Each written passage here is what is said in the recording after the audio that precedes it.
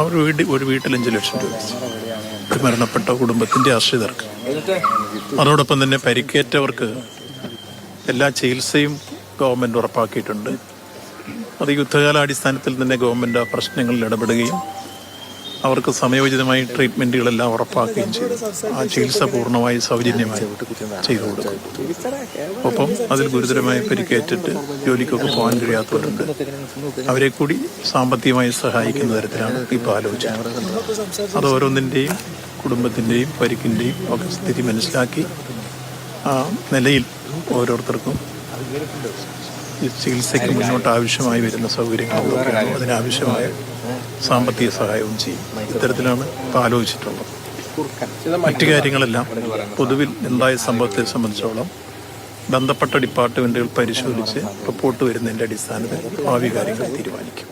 കൊയിലാണ്ടി ക്ഷേത്രോത്സവത്തിനിടെ ആനയിടഞ്ഞ് അപകടമുണ്ടായ മണക്കുളങ്ങര ക്ഷേത്രത്തിൽ മന്ത്രി V N Vasavan സന്ദർശനം നടത്തിയ ശേഷം മാധ്യമങ്ങളോട് സംസാരിക്കുകയാണ്.